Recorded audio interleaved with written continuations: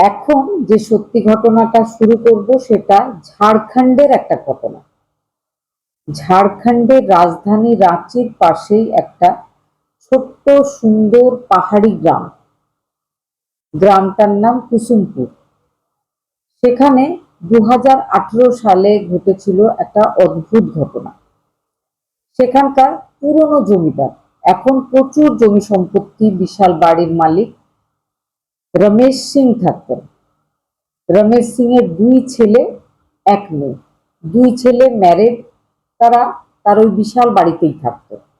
3 তলা বাড়ি, বিশাল ছাদ, বিশাল উঠোন, পাশেই রয়েছে বাগান, কুয়ো, চাষের জমি বলতে বাড়িতে যে খাওয়া দাওয়া গুলো করা হয়, সেই সমস্ত সবজি, সেই চাষ, সেগুলো বাড়ির লাগোয়া যে এলাকা সেখানেই হয়।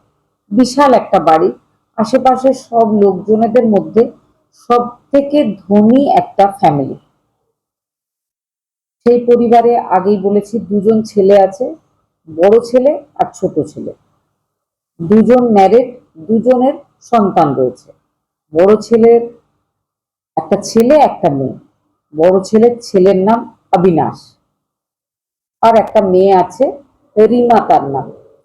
অন্যদিকে যে ছোট ছেলে, তার একমাত্র ছেলে, ছেলের নাম শুভম। সবার নাম মনে রাখার দরকার নেই, কিন্তু বড় ছেলের ছেলে অবিনাশ আর ছোট ছেলের ছেলে শুভম দুজন খুড়তুতো ভাই, কিন্তু দুজনের মধ্যে একদম বন্ধুত্বের সম্পর্ক। যখন যেখানে যায় তারা একসাথে যায়, সেম স্কুলে পড়ে, সেম জায়গায় তারা পড়তে যায়, একসাথে খেলাধুলা করে, দুজনের মধ্যে খুব ভাব।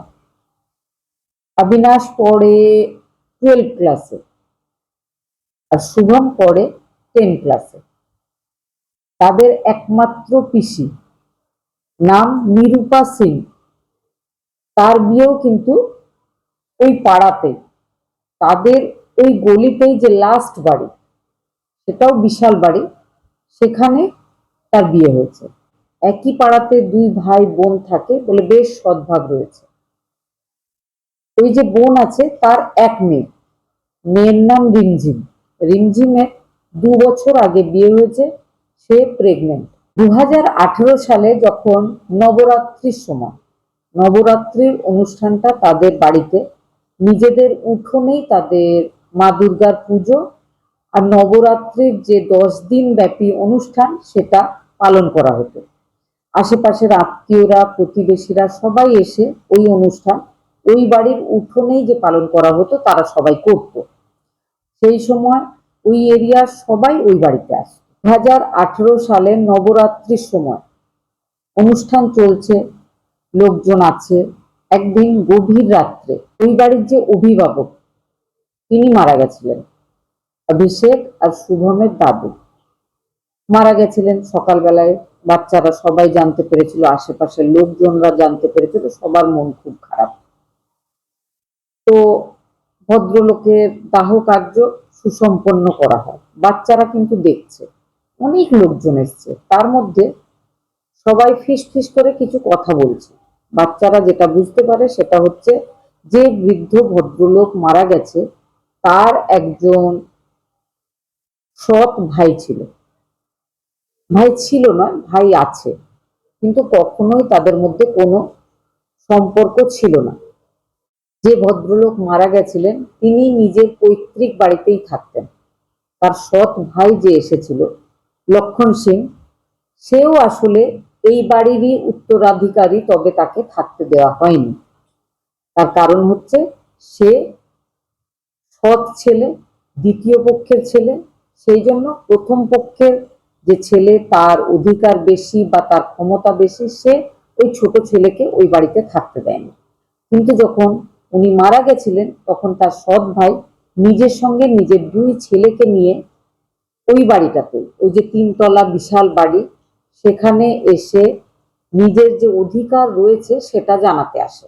এবার যখন লক্ষণ সিং নিজের দুই ছেলেকে নিয়ে এসেছিল, এই বাড়ির অভিষেক আর শুভমের বাবা বা তাদের যে পিসি নিরূপা, সবাই বুঝতে পেরেছিল যে আমাদের সম্পত্তিতে ভাগ বসাতে এসেছে এরা, বাবার সৎ ভাই আর তার দুই ছেলে।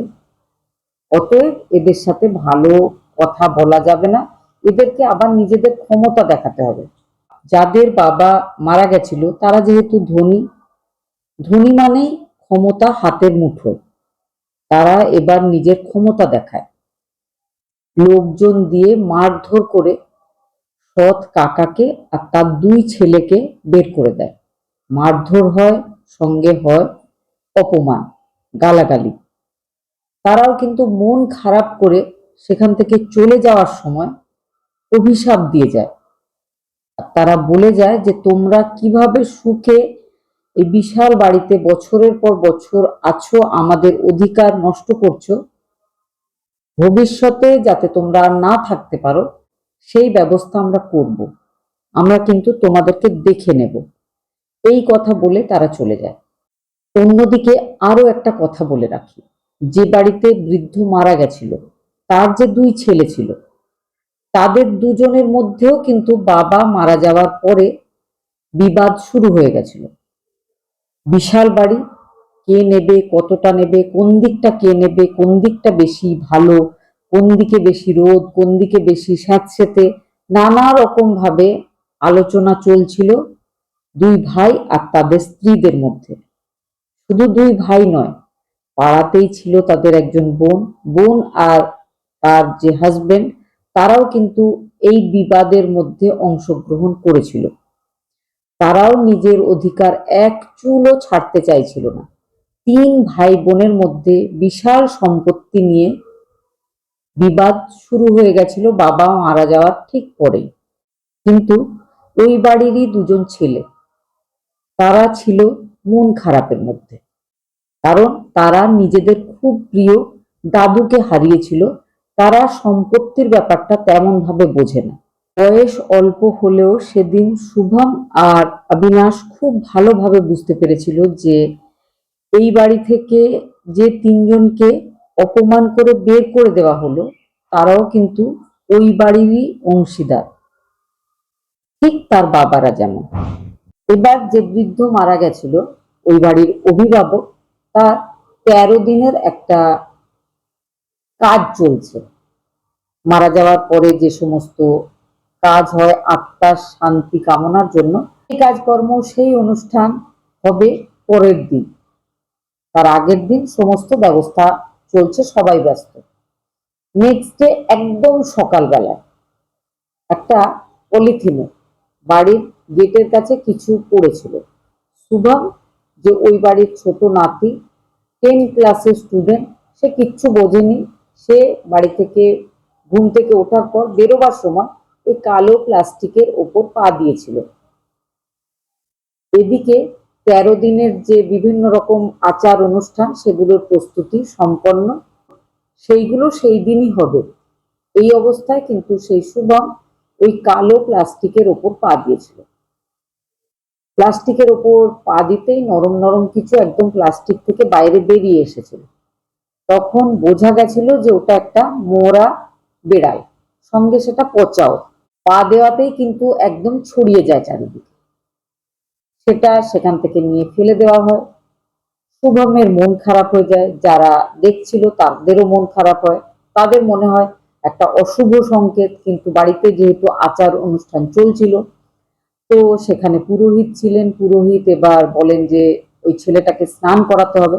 সেইভাবেই সবকিছু হয়, বাড়ির শুদ্ধিকরণ হয়, বিভিন্ন মন্ত্র উচ্চারণ করা হয়, সবাই একদম পবিত্র মনে সব রকম আচার অনুষ্ঠান সুসম্পন্ন করে। কিন্তু শুভম ওই ঘটনাটা ভুলতে পারছিল না, তার যেন কেমন একটা মনে হচ্ছিল, মাঝে মধ্যে তার ওই কথাটা ভাবলে বমি আসছিল। এইভাবে কিন্তু সেই দিনটা কেটে যায়, সব অনুষ্ঠান ঠিকঠাক হয়ে গেছিল।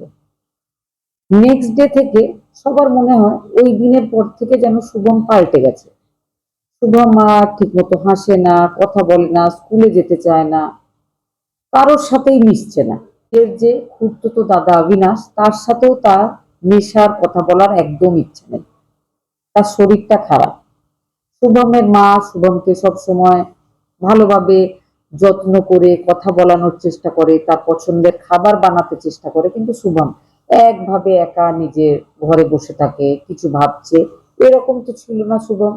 শুভম সবার সাথে মিশতো, খেলা করতো, পড়তে বসতে চাইতো না, ঘরে থাকতে চাইতো না, সব সময় সে বাইরে খেলে বেড়াতো বন্ধুদের সাথে। শুভম হঠাৎ এইভাবে চেঞ্জ হয়ে গেল, ব্যাপারটা কিন্তু তার খুড়তুতো দাদার তারও ভালো লাগছিল না। সে 12-এ পড়ে, একসাথে দুজন স্কুলে যেত, স্কুলেও কিন্তু আর শুভম তার সাথে যাচ্ছে না। এইভাবে কিন্তু প্রায় 2 সপ্তাহ কাটে। 2 সপ্তাহ পরে হঠাৎ একদিন আশ্চর্যজনকভাবে শুভম আবার একদম আগের মতো নর্মাল বিহেভ করতে শুরু করে। শুভমের মা খুব খুশি হয়, সে বলে খিদে পাচ্ছে, খাবার দাও, আজকে আমি স্কুলে যাব। শুভমের মা খুশি হয়ে তাকে স্কুলে পাঠিয়ে দেয়। স্কুল থেকে ফেরার সময় অবিনাশ সারা স্কুলে তাকে খুঁজেছিল, তাকে খুঁজে পাওয়া যায়নি। সে বাড়িতে এসে সবাইকে জানিয়েছিল যে স্কুলে আমার সাথেই গেছিল, কিন্তু স্কুল থেকে ফেরার সময় আমি অনেক খোঁজার পর তাকে দেখতে পাইনি। বাড়ির লোকজন, বাড়ির যে কাজের লোকজন, আশেপাশের প্রতিবেশী সবাই সারাদিন ধরে শুভমকে খোঁজে। রাত্রেবেলায় গিয়ে পুলিশ স্টেশনে কমপ্লেন জানানো হয়। পুলিশ আসে। আগেই বলেছি ওটা একটা ধনী পরিবার। পুলিশ সঙ্গে সঙ্গে এসেছিল, সারা রাত ধরে খুঁজেছিল, নেক্সট ডেও খোঁজা হয়। 2-3 দিন ধরে শুভমকে খোঁজা হচ্ছে, কেউ কোথাও শুভমের খোঁজ পাচ্ছে না। আগেই বলেছিলাম যে শুভমদের বিশাল বাড়ি, সেখানেই বাড়ির লাগোয়া তাদের চাষের জমি রয়েছে, যেখানে বাড়িতে খাওয়ার জন্য শাকসবজি চাষ করা হয়। সেখানে পুলিশ টিম খুঁজছে। খুঁজতে খুঁজতে একটা কুয়ো ছিল তাদের, সেই কুয়ো থেকে জল ব্যবহার করা হতো সেই সবজি চাষের জমিতে। সেই কুয়োর ভেতর থেকে শুভমের ডেড বডি উদ্ধার হয়। শুভমকে এখানে কেউ ফেলে দিয়েছিল নাকি শুভম স্বেচ্ছায় এমন করেছিল, যদি করেছিল তাহলে কেন করেছিল, হাজার প্রশ্ন। শুভমের বডি বের করা হয়, পোস্টমর্টম হয়, কিন্তু সন্দেহজনক কিছু পাওয়া যায় না। পোস্টমর্টমে এটাই বোঝা যায় যে শুভম নিজের সাথেই নিজে এই ঘটনা ঘটিয়েছে। শুভমের বাবা মায়ের শুভম একমাত্র সন্তান ছিল। তারপর থেকেই শুভমের মা বাবার ভীষণ মন খারাপ। আর অবিনাশের মা নিজের ছেলেকে আর নিজের মেয়েকে আর বাড়ি থেকে বেরোতে দেননি।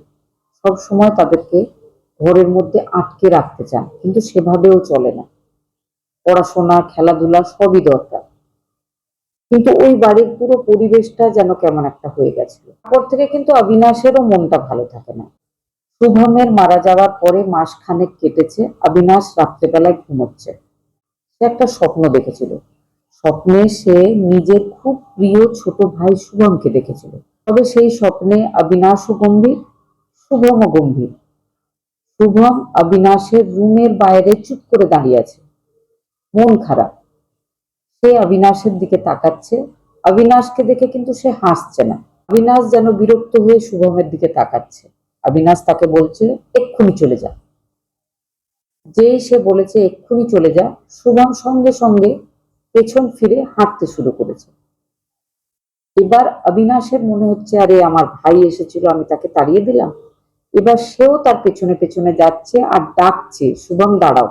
শুভম কিন্তু একদম দাঁড়ায়নি। শুভম যে মেইন গেটটা ছিল ওই বিশাল বাড়ির, সেটা থেকে বাইরে বেরিয়ে যায়। গেটটাও কিন্তু খোলা ছিল। সে বেরিয়ে যায়, অবিনাশও তার পেছনে পেছনে ছুটে যায়, তবে তার পেছন পেছন রাস্তায় যায় না। সে বাড়ির ভেতর থেকে এপাশ থেকে মাথাটা বের করে ঝুঁকে দেখছিল শুভম কোন দিকে যাচ্ছে। দেখে শুভম হাঁটতে হাঁটতে সোজা চলে যাচ্ছে। আগেই বলেছি গলির একদম লাস্টে ছিল তার পিসির বাড়ি। নিরূপা সিং নামে যে পিসি, সে পিসির বাড়িতে সে চলে গেছিল। এতটা পর্যন্ত দেখার পরে ঘুম ভেঙে গেছিল অবিনাশের। অবিনাশ সারা গা ঘেমে গেছিল। ডিসেম্বর মাসে অবিনাশ অনেকক্ষণ বসে বসে ভাবতে থাকে যে এতক্ষণ সে যেটা দেখছিল সেটা কোনো স্বপ্ন ছিল নাকি এটা সত্যিই হয়েছিল। তখন তার মনে হয় যে না, এখন তো গভীর রাত, আর শুভম সে তো মারা গেছে, সে আসবে কিভাবে। এবার অবিনাশ আবার চেষ্টা করে। অনেকক্ষণ চেষ্টা করার পর সে ঘুমিয়ে পড়ে। যখন সে ঘুম থেকে উঠেছিল অনেক বেলা হয়ে গেছে, কিন্তু সে ঘুম থেকে উঠে বাইরে বেরোতে যাচ্ছে, সে দেখেছে যে তাদের যে ঘরের দরজাটা, সে আর তার বোন সে ঘরের মধ্যে রয়েছে, ঘরের দরজাটা বাইরে থেকে বন্ধ। সে বুঝেছে এটা মা বন্ধ করেছে। আজকাল মা শুভমের মারা যাওয়ার পর এতটাই ভয় পায় যে ভাই বোন দুজনকে বেশিরভাগ সময় ঘরে আটকে রাখার চেষ্টা করে। তো শুভম একটু ধাক্কাধাক্কি করে, কেউ দরজা খোলে না। তো শুভম ঘরের সাথেই ছিল টয়লেট, সেখানে যায়, ওয়াশরুম থেকে বেরিয়ে এসে আবার নিজের ঘরে একটা বই বের করে পড়তে শুরু করেছে। কিন্তু সে বুঝতে পারছে বাইরে চিৎকার চেঁচামেচি হইচই চলছে। সে অনেক বোঝার চেষ্টা করছে যে কি হয়েছে, কিন্তু সে ছিল উপরতলায়, নিচে এইসব কথা চলছে বলে সে কিছু বুঝতে পারছে না। প্রায় ঘন্টা দুয়েক পরে তার মা আসে, তার রুমটা খোলে, মা কাঁদছে। এবার মায়ের কাছে সে জানতে পারে যে দাদু মারা যাওয়ার পরে তার ওই যে পিসির একমাত্র মেয়ে রিমঝিম দিদি, সে প্রেগনেন্ট ছিল। 9 মাসের প্রেগনেন্সি ছিল তার, যে কোনো দিন হয়তো ডেলিভারির টাইম হবে। সে নাকি হঠাৎ ঘুমের মধ্যে মারা গেছে, ঘুমের মধ্যে কিছু একটা হয়েছে, সে মারা গেছে। পুলিশ এসেছে। এবার অবিনাশের মন খারাপ হয়ে যায়। সেই রাত্রেবেলায় দেখা স্বপ্নটা বারবার মনে হচ্ছে। অবিনাশের মনে হচ্ছে যে স্বপ্নটা দেখেছি সেটা কি বাড়ির লোকজনকে বলবো নাকি বলবো না। তারপর তার মনে হয় যে বলা উচিত।